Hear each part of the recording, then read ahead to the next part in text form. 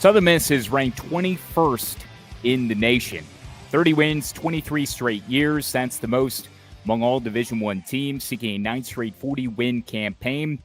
That's tops in the country, and they'll be the spotlight of this week's podcast here on Dugouts, Dumbbells, and Dingers as we visit with Matthew Russo, the slugger nicknamed Bull Jr. first baseman for the Golden Eagles, who have won 9 straight games, and they are primed for a 21st NCAA Tournament overall. Kyle Schass and David Kahn with you on 3D. For those watching live on the YouTube video stream, you will not get Matthew Russo because we talked to him a couple of days ago. We'll have him inserted into the audio podcast wherever you podcast. Make sure you go back, listen to that. But the video episode with Matthew is already live. I published that at 6 a.m. this morning. So if you go back one more episode here on the YouTube page, Dugouts, Dumbbells, and Dingers, thank you for continuing to support us there. You will see that conversation. Awesome stuff with Matthew Russo. Can't wait to get to that. David Kahn, though, I've got details on the Lettuce Club competition that I've bestowed upon myself as I look to regain what is rightfully mine next Tuesday, 11:30 a.m. Eastern Time, live on the stream. How's that sound? It sounds great to me. Do you need me to go through the rules of the lettuce eating challenge for you and for all of our listeners out there? Because I have them pulled up. I have them in front of me as well. Go ahead and give me the high points, and then I'll clean up where you refuse to shine a light appropriately. All right. So first and foremost, this is a record-breaking attempt for Kyle Schass. So he is attempting to break the record set by the original Lettuce Club at the University of Minnesota. Shout out Gophers. Hampton Weber set the record in spring of 2021 or fall. Do we know if it's Weber or Weber? Because I want to say Weber for Weber State. Don't. Okay. Weber, I'm not sure. We apologize if we got your name wrong. We said it both ways. He set the record for 2 minutes and 35 seconds in the fall of 2021. So Kyle Schass is attempting to not only dethrone the current head lettuce, but the all-time head lettuce championship by eating a full head of iceberg lettuce only, Schass. Don't let me see you with any of that romaine crap, all right? Iceberg lettuce only. It must be weighed at least 1 pound upon arrival. I will weigh your lettuce. No shame in doing that. We have a scale. I will weigh it. No exceptions made. You do not have to pay any money. You need to eat the full head. You are allowed to wash the outside of the lettuce, but the head must be intact upon beginning of eating. You can't have dressing. However, we are saying no dressing. Schass is going to eat this lettuce in its natural state. No dressing. You are allowed a plate or a bowl if you would like it to finish any, because you have to eat all those scraps as well. The winner is declared by raising the stem of the lettuce, and your mouth needs to be empty. If you prematurely claim victory, you are disqualified. I will be timing you with a timer counting down from 2 minutes and 35 seconds, and we will see the timer live on the screen on YouTube. I will share my screen with a timer so everyone will see the timer. It will not be fake. This will not be forgery. This will be real. You will see the timer in real time as Kyle Schass attempts to break the record of 2 minutes and 35 seconds, eating a full head of iceberg lettuce only. I will confirm that it is iceberg. We will weigh it 1 pound live on the pod. It'll be here for you to all witness this record-breaking attempt by our very own Kyle Schass. Head lettuce emeritus is the ceremonial title that is given out, let's see, to a first-place finisher, UMN student, but has less than 1 year left. Okay, some of the titles here, we need to come up with what is going to be awarded to me. Is it Emperor Schass? Is it King Lettuce Head? Is it Bergs Eat Berg? Royalty of some kind? Like, we need to come up with something clever and catchy. I like love King the action. Berg. I like King Berg. I think that's good. I like Emperor Schass. I think it's got a link to it personally. All but as you were going through some of those rules, my favorite is the actual action of lifting the remaining stem afterwards. Yeah, as a show of force, if you will, to display for all of those who are consuming and watching and attending this prestigious event, both at the University of Minnesota annually. Some of the other rules or notes in here says, which I love, for recruitment, how you can become a member of this club, but rules such as how often they meet. They will not meet no more or no less than 1 time per year, and that is for this event, which was held this past weekend. So that's how this whole thing spawned on the campus of University of Minnesota in the Twin Cities. As 235 is the record, the winner from this past weekend. 3 minutes and 30 seconds. Yep. So I will do my best, and I will succeed. 2 minutes and 35 seconds. You also need to work on memorizing this lettuce creed that you have to read before you begin the challenge. Yeah, I'm not going to memorize it. That's where I was going next. I will read it, and we won't do it now. We will save it to prior to me starting. And I want you to start that clock next week, Tuesday, 11:30 a.m. Eastern Time on our YouTube page, Dugouts, Dumbbells, and Dingers. I want you to start that as soon as I put my mouth around the first piece of lettuce. Okay, don't start it, but as soon as you see my mouth open, and I'll make it very visible, very obvious to you here on the live stream. I'll turn to the side, and you'll see it enter my mouth. And that's when you start the timer, okay? Yep, and the screen will be shared, so people will be able to see you. I will remove myself from the stage, but you'll be able to see the timer and Kyle Schass equal on the screen. We will watch it happen live. So we will see if you can break the record. I think you can do it. I will never doubt you in a food eating challenge. I do need to come up with a crown of lettuce or like a scepter or something to award you, because the winner usually gets a crown of lettuce. I'm sick and tired of you stealing my thunder on every freaking show. It's the next thing I have. Oh, am I getting a scepter? Am I getting the lettuce crown? Like, is there going to be something provided to me as soon as I accomplish this feat? What do you want? I don't know. Let me think about it. I'll get All back right, to you. tell me what you want, and I will provide for you. But we do have to make sure that the organ music, the Royal Coronation Overture, we have that downloaded and playing embedded softly underneath me during this. It's an 8-minute and 43-second file that the Lettuce Club uses out of Minneapolis. They will, for the University of Minnesota, in this annual pilgrimage, if you will, towards head and lettuce. We won't need 75% of that music, okay? More than 75, probably 80% of that music. So, but we'll start it early, at least when I'm doing the creed. So we'll get through about 5 minutes of that coordination overture. So all of that will be part of Tuesday's show. We'll try to go on air at 11 a.m. Really, honestly, I don't think we need a lot of build-up, at least by 11:15. You know how things go. We'll schedule 11. It'll be 11:10, 11:15. We'll get into the nuts and bolts of the weekend. What is this, weekend 13 coming up here, Kahn? And we'll dive into some of the notable games. We'll probably talk about it here on the top before we get to Matthew Russo, and then we'll get right to the head hunting. And I'm coming for the lettuce. So I'm going to take that whole thing down. 11:30 a.m. Eastern Time is when we are going to start that particular challenge. The highlight of the podcast this year for sure, and that will be 6 days from us going to Hoover. So. Yes, it will. It'll be quite the springboard for that. Okay, midweek results. You want to talk Coastal Carolina? They've won 8 in a row. This is a Fun Belt-centric podcast. We've got Matthew Russo of Southern Miss, second place Golden Eagles, ranked 21 nationally. Then you have Coastal Carolina, who's ranked 14th in the nation. They've now won 8 in a row after a 5-3 midweek win over Clemson. I put that one on your radar maybe over a month ago in terms of Coastal's ability to use that to their advantage in building out a host resume. They took care of business in front of a record crowd. Wells Sykes had some incredible defense out in center field. Really helped to, limit what Clemson was able to do. Clemson can't hit the baseball, Kahn. I think there's a Clemson problem more than anything here. They've got one guy hitting over 300, and that's Jaron Purify, who hasn't played in over a week. He didn't play in the FSU series. He's got a bum ankle. He's hitting 311. Everybody else with at least 4 at-bats on the season is hitting below 300. And Coastal Carolina takes care of business in front of 5,300 fans. Yeah, they do. I mean, a big win for Coastal. Also huge to set up what could be a Sun Belt title clinching weekend for Coastal Carolina, as they have a 2-game lead on Southern Miss. They host ULM. Southern Miss takes on Louisiana at Lafayette. So we'll see. Both those teams are at home, Coastal and Southern Miss. I'm just identifying where Louisiana is located for those who don't know. But anyways, it's going to be a big weekend for Coastal Carolina. So they are riding a ton of positive momentum as they go into a chance to, if they win 1 game or 2 games actually, and Southern Miss loses 2 games, Coastal is your Sun Belt regular season champs.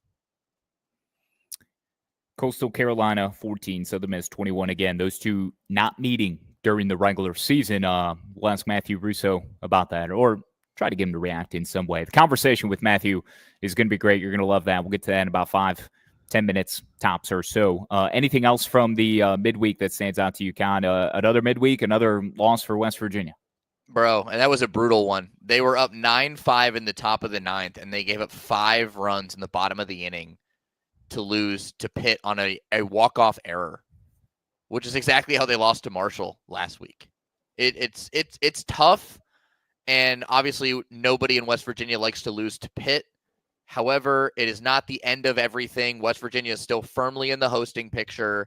And as long as they take care of business this weekend, they have a 3-game lead on Arizona State. West Virginia, another one of those teams that could lock up the Big 12 regular season title. 1 win for the Mountaineers, 1 loss for the Sun Devils against Houston this week. And West Virginia is your Big 12 champs. 3-2 loss. UCSB, 3-2 win over number 25 USC. Long Beach State, 4-2 over 18th ranked UCLA. Grand Canyon beat number 22 Arizona by 3, 5-2. Was the final score in that one. Before we move to these field to 64 projections, one more thing on the Coastal game. Did you see the bullpen? Did you see how raucous that environment was? That was so cool. I hadn't listened actually to the tape until this morning when I was at the gym prior to coming in, just because I wanted to make sure I had all the context. I mean, they're in costumes. One guy was dressed up like a banana, and the bullpen, it's right there underneath you, beyond the outfield wall. I think it was right field. And there's the coach who's working with the pitcher who's warming up. I can't remember who it was, number 42, whoever that is for Clemson. It's their but these guys, coach, these guys are ruthless. And it's clean, though, too. So this is like good banter from the fans. Like the guy said at one point, like, Coach, are you sure you don't want to put me in? You know, and just flustering the guy who's warming up in the bullpen, like, every time he missed the zone, they were like, whoa, like go crazy. Oh, it's awesome. I loved everything about it.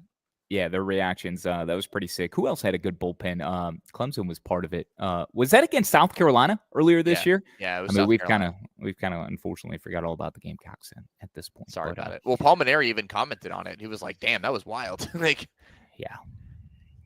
I mean, but no, those are the main midweeks that I wanted to kind of highlight. It was a bad week for ranked West Coast teams, or bad midweek for ranked West Coast teams: USC, UCLA, and Arizona. But West Virginia lost another one. Coastal continuing to surge. Other than that, really, it was just it was your average midweek. We got a big weekend coming up though. In college baseball with the penultimate regular season weekend, a chance for the SEC, Big 12, Big 10. Big West, Big East, or Big 10, Big West, and Sun Belt titles to be locked up. As far as I can tell, I don't believe the ACC or Big East titles can be locked up this week. I think there's too much carnage to happen. I think you're right on that. Miami, who's the team we documented earlier in the week, they did win again in the midweek as well over Florida International 10-6. That's now 12-13, 14-16 in 5th place in the ACC. They play at Virginia this weekend and then home to Notre Dame. I was crunching some numbers earlier in the week. They are tied for 5th with 6 other teams, but tied for 5th nationally are the Hurricanes with most combined quad 1 and quad 2 wins. They've got 17 combined quad 1 and quad 2 victories, tied with LSU, Clemson, Alabama, Tennessee, and TCU. West Virginia and Arizona, who are both slightly better in RPI at 22 and 25. As of a couple of days ago, this may have changed. I haven't refreshed, but they're each tied for 11th with 16 combined quad 1 and quad 2 wins. So number 1 is Texas. This might speak or at least feed the narrative of them remaining number 1 in this week's top 25 poll, which has been a big topic of conversation. Should the Longhorns remain in that top spot, which they were in the D1Baseball.com poll, which is adopted by the NCAA as their official top 25 poll, 22, which is one more than Vanderbilt, who is 5th in RPI earlier this week with 21, second behind the 22 combined quad 1 and quad 2 from Texas. And then you have 19 apiece from Auburn and North Carolina. So that's kind of a snapshot of who actually is racking up the most notable wins when you break it down in terms of quad 1 versus quad 2. Yeah, and it helps when you're Texas, you play in the SEC. Every game you play is basically a quad 1 or quad 2 game. A lot of people have been dogging on the Texas schedule early on, but I mean, it's the SEC. Like, they're beating who's on the schedule. Dog on it, yeah. I saw a lot. Everybody's a big boy. I saw a lot of conversation about, that it's people who are living their life with horns down day in and day out, but Right. that they hadn't really played anybody at this point. So they won a series. Look, they swept Georgia at home. They took 2 out of 3 from LSU. I mean, what more do you want them to do? Mm-hmm. So yeah, I mean, Arkansas went in there and beat the brakes off them at Baum Walker, but other than that, they haven't lost a series all year. So good on Texas.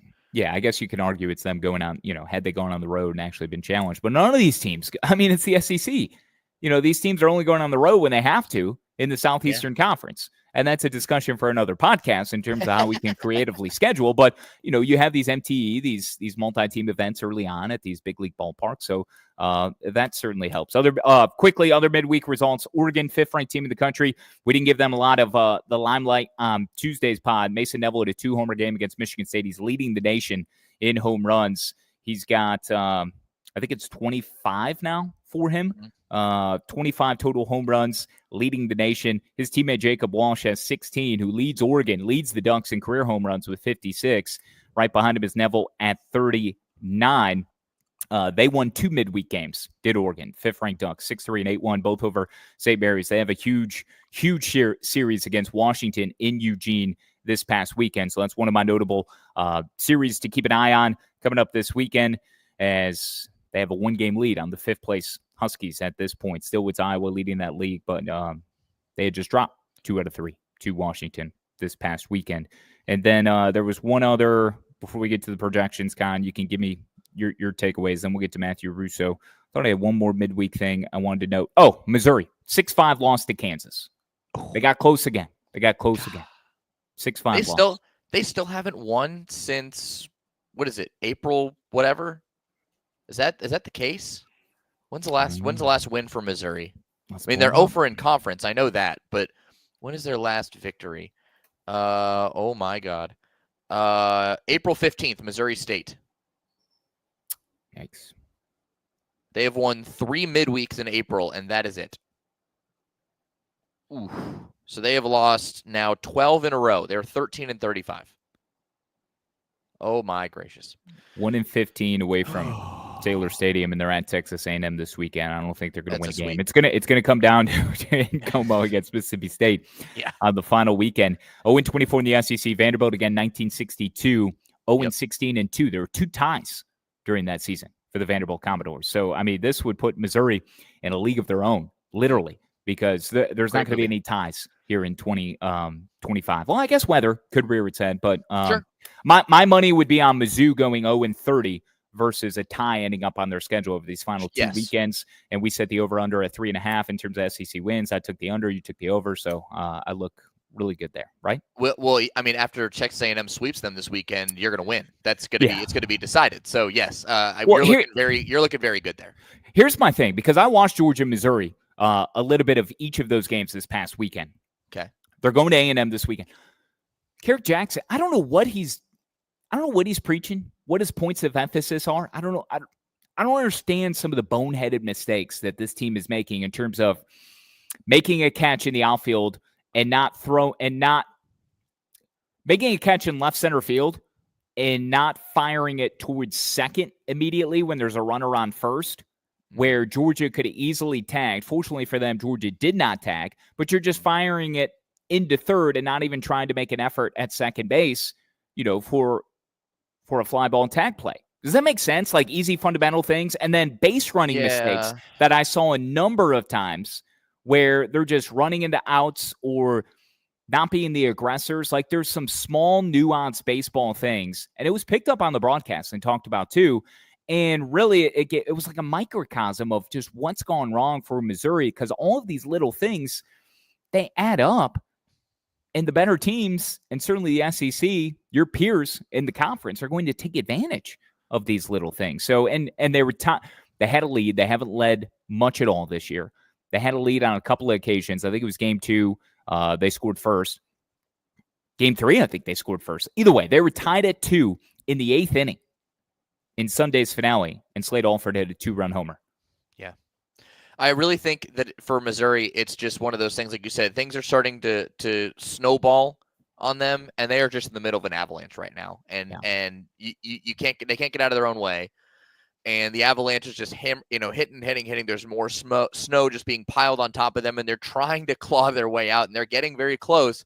but then another pile of snow just lays on top of them and they got to start over from scratch. So it's something that you really, there's no easy answer to say, how can Missouri get out of it? And really, Missouri getting a win is like the victory of all victories this year in the SEC, which is kind of sad. But really, Missouri has won a game in the SEC. They've lost 12 in a row. They haven't won a conference game this year. They've won 3 games in the last month and a week.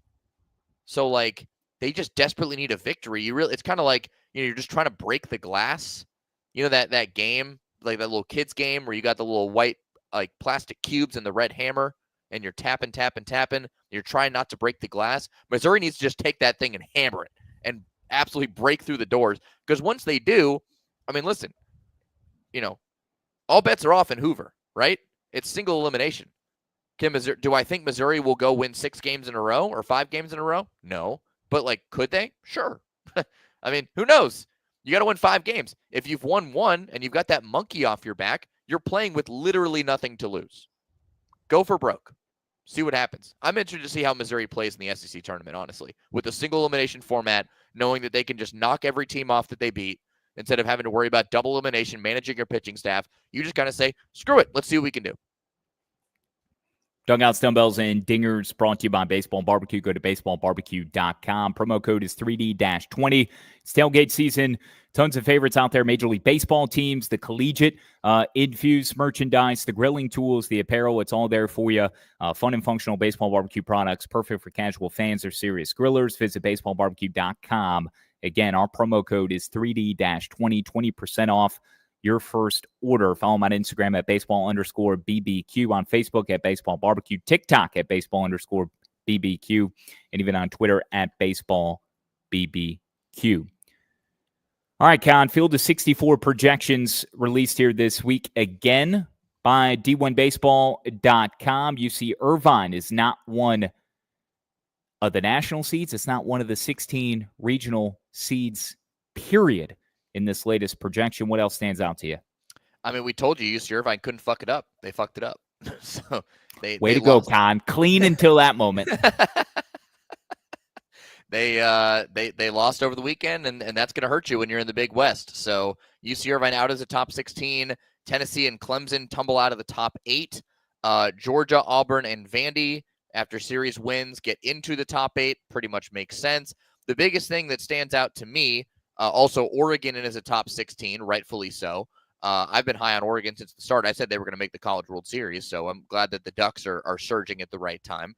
NC State falls out of the top 16. Arizona joins Oregon in the top 16. The biggest thing for me is, are we going to get 14 SEC teams in the NCAA tournament? I feel like if Texas A&M and Mississippi State both find their way in, which we think they will, we are going to get 14 teams. Like, how would we not? The only 2 teams that are not going to get in are South Carolina and Missouri. Everybody else, if A&M, Mississippi State hit that, illustrious 13, 14 win plateau and at least win 1 game in Hoover, I mean, they're locks. So that's 14 teams. Because right now, I think 12 are locks no matter what, and you're just worried about A&M, Mississippi State. Like, how do we not get 14? Right? Are we concerned about Florida getting in? I don't know. We were. Like, I think 14 teams is very realistic for the SEC right now. Previous record was 10 up until last year when we got 11 in. And now we're looking at 14. Granted, we got 2 more schools in Oklahoma and Texas, but, I mean, that is bonkers. 14. Kentucky, I guess, too. They're at 10 and 14. We got to worry about Kentucky.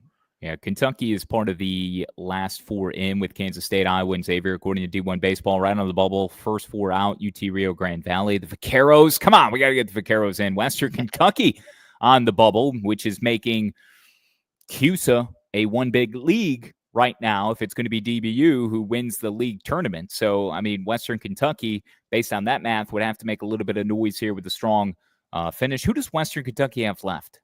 Let's pull that up real quick. Western Kentucky. Oh, who do the tops have? I don't know. Because they got swept by FIU, and then over the weekend, they won 2 of 3 against Louisiana Tech. Or no, they swept Louisiana Tech. They have New Mexico State at Las Cruces, and then they host Jacksonville State to close the season. Yeah, I think that's very doable for Western Kentucky, and if they can manage the 2 seed going in the CUSA tournament, which is on the campus of Liberty. It's in Lynchburg this year. They can earn their way back in and possibly make CUSA a 2-bid league. I really think that's it could be Louisiana. Obviously, anybody who wins CUSA, not named DBU, is going to make that a 2-bid league because Dallas Baptist is getting in. So really, that's the only way for them. The other teams on the bubble, a part of the first 4 out, Michigan and Notre Dame, and then 4 to watch: Virginia, Virginia Tech, Kennesaw State, and Washington. I really like Oregon too, Con. I'm proud of you picking them in the preseason. Mason Neville, I think, is your Golden Spikes Award winner at this point. Yeah, how could he not? I mean, he's leading the country in dingers. Sure. It's an obvious pick, but yeah. He's certainly a final, among the top group right now. They won't announce the finalists until the postseason, but Mason Neville's got to be up there. Now, these are the important thing to consider, and then we'll pivot and we'll get to Matthew Russo of Southern Miss. Is these are projections. This is the Nerdcast, and what D1Baseball.com does is they're projecting how the rest of the season is going to finish. It's not as if the season ended today. That's why Oregon is projected as a 13, just a regional host, one of 16, and not one of the national seeds, even though they're ranked 5th nationally. I think Oregon, if they can slide up into that top 8, that would do them. That would favor them much more than I think just being one of the 16. So I don't know if they're going to be able to do it. They're in third place right now in the Big Ten. They close with Iowa. They close at Iowa. That's a big series. So you already mentioned they host Washington this weekend. They're trying to separate themselves in the standings, but they close out Iowa. That's going to be a massive series for Oregon. If they can win that series, that could, if other carnage happens, that could vault them into the top 8. Oregon paired with the Baton Rouge region, LSU as the number 4 overall national seed. That'd be a rematch of those two from the postseason a few years ago. I know when LSU was playing in Eugene, and I think they had gotten bounced by the Ducks that time. That's when I was doing podcasts from Chicago during that season with you, which I believe we're going to be doing again in a couple of weeks when I leave after our regional rundown show. So you want to remind the folks about the show before we get to Matthew Russo? Yes, absolutely. Why would I not? Regional rundown show is starting up Friday, May 30th through Monday, June 2nd. The second edition of the NCAA baseball regional rundown, live exclusively on the Varsity Network app. We'll have every game from regional weekend, whip around style, live play-by-play of the hometown radio call, highlights, reactions, first pitch to the final out, 1 p.m. to 11 p.m. Friday through Sunday. Monday is TB Day. We'll have live look-ins to the Women's College World Series as well, with Westwood One's live radio coverage from there. So please join us on the Varsity Network app. Regional rundown, dial it in. It was awesome last year. We're going to go bigger and better this year. Longer windows Friday through Sunday. 10 hours of straight baseball red zone injected into your ear holes. Follow it. Listen to it. You can throw squeeze play on. Put it on mute. It's fine. We'll give you the audio. They can give you the video. All good. Dial it in. Regional rundown. Let's go. Speaking of radio, how about Zach DeBozar with the walk-off? Bree Ellis, the best softball player in America. This girl walked up to the plate, already had been walked twice, hadn't swung the bat, was hit once, and in a game with the bases loaded, Georgia had nowhere to put her in game 2 of the day yesterday. Bree Ellis for Arkansas walks it off with the sacks packed. Just a nightmare scenario for the host Georgia Bulldogs. I bring up SEC softball because you can listen to that on the Varsity Network app all week long. Currently on the air right now, you got 4 more games heading your way. This is quarterfinal Thursday, semifinals on Friday, championship game on Sunday. Rob Joyce, Zach DeBozar, and Dan Kortz are handling that. SEC Radio Network national coverage. David Kahn, myself, Tim Bickford, and Gabe Genovese will be there with the SEC baseball tournament in Hoover, which is going to see a enhanced facility, more makeover-like features done to the Met here prior to that tournament coming up in less than 2 weeks. Can't wait to get there. But SEC Radio Network, look it up on the Varsity Network app. You can catch it on Sirius XM as well. Those guys are doing a phenomenal job. Appreciate what they do delivering radio magic. Good softball. Good softball yesterday, man. Love it. Southern Miss is a good baseball team. Very good. They have redefined what it means to be a non-P4 program, and that's no insult. I mean, they operate like a P4 program, but they come from the Sun Belt. 20 NCAA tournaments overall, 8 league tournament titles, 7 conference regular season titles, and 3 super regional appearances. They have made it to Omaha back in 2009 under the legendary Corky Palmer. Yeah, Scott Barrett's head coach for 14 years. He's part of the program for over 2 decades. You had this seamless transition in power to Christian Ostrander. Oz is in his second year, and one of the key cogs in this Southern Miss lineup, 21st nationally. Again, approaching 40 wins again for what would be a 9th consecutive season. They're in second place right now in the Coastal, but one of those key cogs is Matthew Russo. A visit with Matthew Russo is coming up next on Dugouts, Dumbbells, and Dingers as he talks about his recruitment, the dynamic Southern Miss lineup that he gets to play with, both on the mound and in the box, to a special bond he has with his father. All that and more coming up next on Dugouts, Dumbbells, and Dingers. A true teammate takes on every day with a winner's attitude, gets up when they fall down, and leaves it all on the field. There's a group of teammates who do all these things every single day. But they're more than your typical athlete. They're kids dealing with unthinkable medical circumstances. Team Impact matches children facing serious illness or disability with college sports teams, creating a long-term, life-changing experience for everyone involved. Help us get all kids in the game. Visit teamimpact.org. Team Impact. All in, all together. College softball season is in full swing, and we're just the ones to talk about it. Join me, former Florida Gators All-American Amanda Lorenz, and my co-host, Jennifer Sarah, every week as we deliver the latest in college softball on the D1 Softball Podcast. We've got all the latest, whether it is in the circle or in the batter's box. We have interviews with coaches, players, and more. We'll go through the week's top 25 poll and give our insights, as well as our plays, wins, and whiffs of the week. Let us get you in the know on all things college softball. Listen on d1softball.com and the Varsity Network app. David Kahn, that Ocean Storm limited edition Borgo Ball is live. BackyardBaseballBros.com. That thing is nasty looking. I think it's sick. That's like a deep dark blue color it's like a Chicago Bears navy, but then it's got like a Seahawks green. Seahawks colors. That's what it is. It's the Seattle Seahawks, the Seattle Mariners. It's got that aqua light green tint to a dark blue Borgo Ball. Man, I'll tell you what, I think I got one in my pocket right now. I got the original. I got the OG right here. The foam baseball, revolutionizing indoor baseball, outdoor baseball. It's safe, it's fun. Those raised seams, the most mimic the real pearl.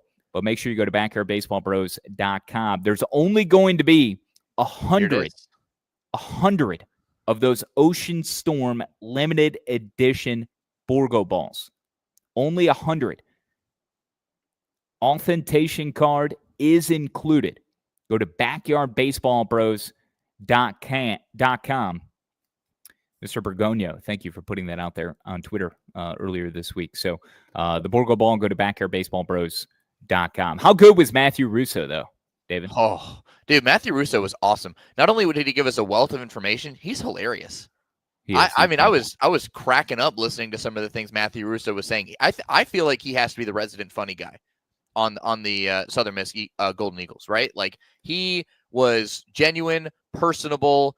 He was down to earth, gave us everything we wanted and more. What a great chat we had with him. Thank you to Jack Duggan, the longtime SID at Southern Miss as well, for helping set that up. And good luck to Southern Miss this weekend as they take on the Ragin' Cajuns for the University of Louisiana at Lafayette. And then they'll conclude at Troy. All right, that's one of the games coming up this weekend. What else stands out to you, Con? In the SEC, I'm just going to go rapid fire for me and try to pick some things that you haven't already gotten down. I took Oregon and Washington from you. Southern Miss, Louisiana. I know you want a note of non-P4 games. We've done that enough already, certainly with Matthew Russo, but we got the Egg Bowl on the diamond, Ole Miss and Mississippi State. Remember how things went down in Hoover last year with the walk-off bomb for the Bulldogs in the SEC tournament? Yeah, Hoover Hyzak coming through with the home run to walk off Ole Miss in Hoover. So those two will meet for 3 in Starkville. Bulldogs are undefeated since firing their head coach, Chris Lemonis. NC State and North Carolina will certainly be spicy this weekend. Let's see, what else? That's a Thursday, Friday, Sunday series, by the way, because of graduation in Chapel Hill on Saturday. Okay. Iowa and Oregon State, that series being played in Des Moines. Arkansas and LSU, Tigers dropped 2 out of 3 in College Station. They return home. They get the Hogs, who swept Texas for the first time ever in program history. Longhorns return home. They have Florida this weekend. Arizona and Utah, Wildcats don't stumble. Okay, they still got an outside chance at maybe putting themselves into a position to be a top 16 seed. They're in right now. Certainly if they can not fall on their face against the Utes and then not go one and done in the Pac-12 tournament. I mean, there's plenty of landmines here. Pac-12. Sorry, Big 12. Beg your pardon. There you go. Hey, it's bound to get us all. Okay. Arizona and Utah were Pac-12 teams, though. I'll give you that. Yeah, they were. And it's that high Corbett field where the Wildcats play really well. Yes. What do you like this weekend? Okay, so as I mentioned earlier, the SEC, the Big 12, the Big West, and the Sun Belt can all be locked up this week. I don't know if the Big 10 actually can be. I said it earlier. Iowa has a 2.5 game lead over UCLA, but Iowa is playing Oregon State in a non-conference series. So I don't know. I don't think that actually can be locked up. I think it's just a chance for UCLA to gain some ground because UCLA is at Illinois this weekend. Iowa's not playing a conference series. So it actually is a chance for UCLA. If they can sweep the Fighting Illini, they can be within one game of Iowa for the last weekend of the regular season, if my math is correct. So for the SEC, Texas has a 2-game lead on Arkansas. Of course, Arkansas has the tiebreaker over Texas in head-to-head. Texas taking on Florida, Arkansas at LSU, both huge series in the SEC. In the Big 12, West Virginia with a 3-game lead on Arizona State. They go to Manhattan, Kansas to take on the Wildcats. Arizona, meanwhile, welcomes in Houston. West Virginia wins 1 game. Arizona State loses 1 game. It's over. Big 12 to the Mountaineers. And then if you go to the West 2 games, and I think 2 wins, 2 losses is the magic number, because if they went 1-2, then it would be a 2-game lead. Yeah. So West Virginia's got to win 2, and Arizona State's got to lose 2. So West Virginia win the series. They've won 6 Big 12 series in a row. No reason to think they wouldn't do it, knock on wood. And then you got Arizona State taking on Houston as the comparative in the Big 12. In the Sun Belt, we already mentioned Coastal hosting Louisiana Monroe. Southern Miss hosts Louisiana, the Raging Cajuns in Lafayette. 2-game lead for the Chanticleers over Southern Miss.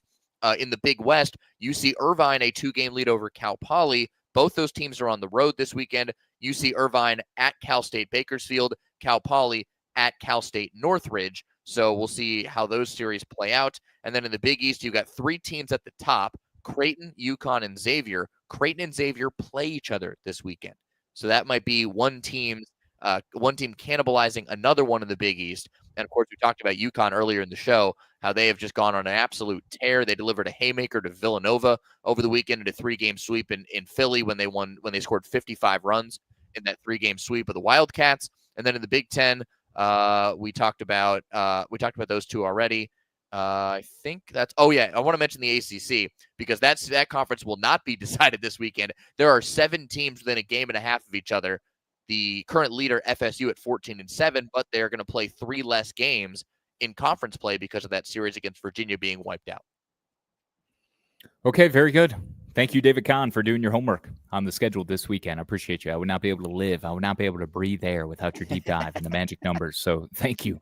Thank you very much. There was news, more coaching news this week before we say goodbye. Longtime Stony Brook head coach Matt Senk is retiring after 35 years with the program. He announced late on Wednesday night. Yes, he is retiring. Currently, Stony Brook 22-24, 8-13 in the Coastal Athletic Association. They are just outside of 6th place right now. They're 2 games back behind College of Charleston. And remember, the top 6 teams make the CAA tournament, so that is important. But I mean, you think about the legacy of Coach Matt Senk. Of course, you go back to 2012 when they had that magical run to the College World Series for the first time in program history. They beat the LSU Tigers in the Baton Rouge Super Regional. After winning the Coral Gables Regional, they did go 0-2 in Omaha, but they still made it to the College World Series for the first time. That was an incredible season.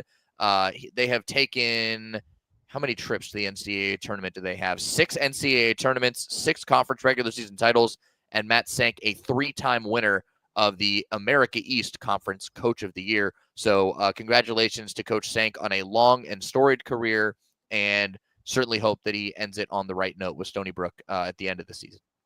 Yeah, the most memorable moment, which you brought up, for me, certainly when I think of Stony Brook, is when they went down to Baton Rouge and won over LSU and advanced to the College World Series for the first time in their school histories. 35 years is a long time. That's one off how old I am. So, gosh, just think of it in those terms. So, he's David Kahn. I'm Kyle Schass. This has been Dugouts, Dumbbells, and Dingers. Appreciate all you for tuning in. Hopefully you enjoy the Matthew Russo conversation. Again, not available on this episode in the video feed, but if you go back on YouTube, we've got a standalone episode, our conversation with Matthew Russo of Southern Miss. And certainly for the audio podcast listeners, you will know no different. Seamless transitions from the start of the show to Russo, and then David Kahn and I here on the back end to close things out. The Hebrew Hammer.